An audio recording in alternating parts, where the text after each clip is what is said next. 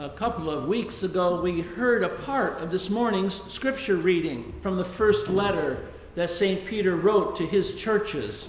So if it sounded familiar when Bill Dempsey read it, it should.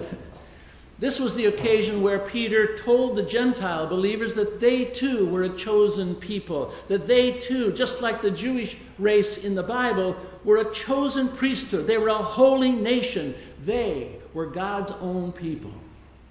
Once you were no people, he wrote, but now you are God's people. Once you had not received mercy, but now you have received mercy. I've gone back to that passage this morning because I think it's important to understand the context of this letter when it was written by the Apostle Peter. And let me draw your attention back to this morning's call to worship, in which we read the first 5 verses of the first Peter's letter.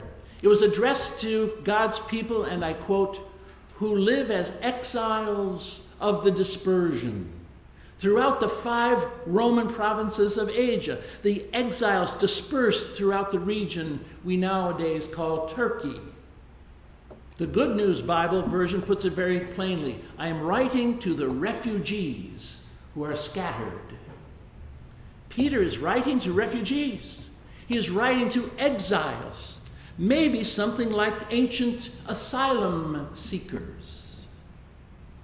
These were Christians and Jewish believers who were followers of Jesus, but they'd been squeezed out from their native soil in Palestine. They knew firsthand the experience of what it means to be a dispersed exile. And dare I suggest that the context might be like those tens of thousands of El Salvadorians, Nicaraguans, Hondurans, Mexicans, Native Americans, Central Americans, South Americans, and all other oppressed immigrants who have been seeking to cross our southern border. I'm sure you've seen something about that in the nightly news. And if so, these people to whom this letter is addressed need no further instruction from some up north all-white preacher like me about the social reality of what it means to be an alien refugee in a hostile and foreign society. You've seen pictures of them, that dead dad Oscar and his toddler in his arms in the river. The experience of being a refugee, the experience of being in a detention center or to be in a migrant encampment would resonate perfectly with the context of the original audience of this first letter of St. Peter. Now, newer versions of the Bible have softened that harsh context a bit by translating the Greek paroikoi, which is the word that's used there.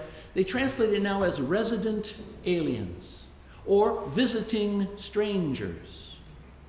Isn't that a good thing? To be seen as a visiting stranger instead of an alien, immigrant, scattered refugee, exile in dispersion. If we were to read more of Peter's letter, we would meet among these scattered alien refugees who had settled in the 5 provinces. We would find household slaves, and we'd find free people. We'd find husbands and wives, Gentiles and Jews. A whole mixed bag of people made up that refugee colony.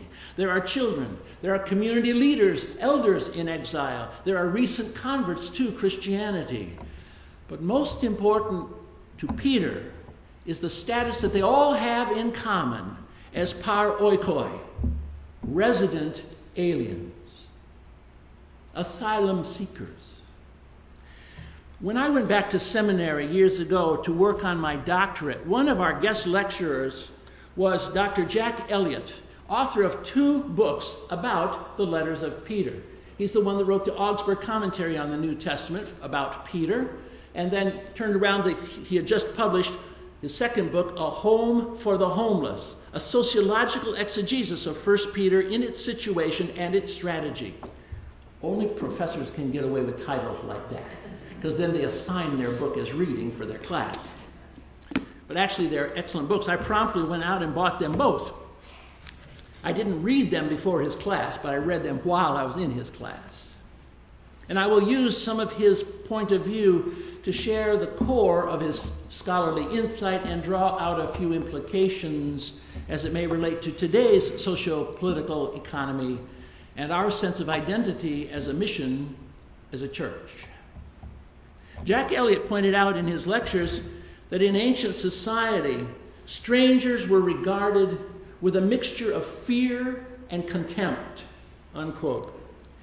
In others here, if you're not from Alpena, you aren't from Alpena, are you? Or where's the home you're from? I had a benefit when I moved here to become your minister 6 years ago, that my mother was still an active member in this church. And so, though people told me, you're from California and you're coming to Michigan, I don't know you, but I know your mom, and she's one of my favorite people, so if the nut didn't fall far from the tree, you're okay. Being from Alpena helps build the bridge in Alpena to other people in Alpena. Again, I go back and quote, with their peculiar language, their accents, their weird customs, their alien religious rites, strangers were constantly viewed as threats to the established order, threats to native well-being. Today they'd say, they'll take our jobs, right? So I wonder, have we changed all that much since 2,000 years? Dr. Elliott told stories in his lectures about the Greeks and the Roman epics, such as the Odyssey, as well as many stories from the Old Testament telling about the wanderings of Abraham, a wandering Aramaean, and the 40 years of homelessness of those slaves in the Sinai desert. Even when Joshua is saying, my house will serve the Lord, he didn't have a house. They hadn't yet entered the promised land. And the period of exile in Babylonian captivity, 40 years that they lived as exiles and refugees in Babylon. Prisoners of war, actually. And so forth. All these stories show how the Bible reflects the perilous plight of the stranger in a strange land, which is the title of Robert Heinlein's classic science fiction story, right? Where aliens and earthlings meet, stranger in a strange land. The Greek term paroikoi had a technical meaning in the Roman world in Peter's day. It designated a class of people who were considered inferior to the citizens. They were accorded only limited social and legal rights. Such resident aliens, the professor pointed out, as in our own national regulations today, were prohibited from voting. They were prohibited from owning land, which in a farming economy was the major source of income. They were limited in who they could marry. They were unable to inherit property, and they were restricted in commercial transactions with full citizens. In those 5 provinces of Asia Minor where Peter addressed his letter, some of these social outsiders lived in cities. And if they were in a city, they carried on handcraft trades that they may have learned from home.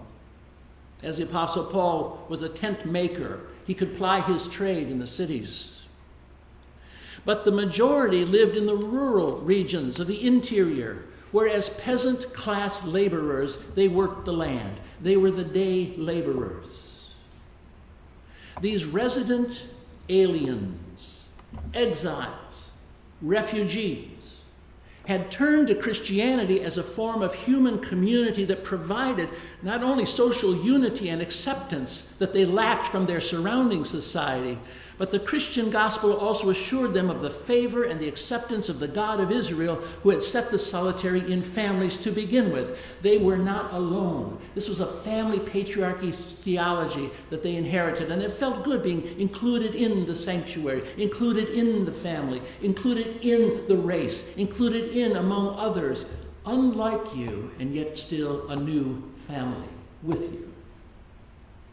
Having bound themselves together through baptism as a new family, as a new community, they soon began to realize membership in this sect, as meaningful as it was, provided no escape from the prejudices and the pressures of the prevailing society around them.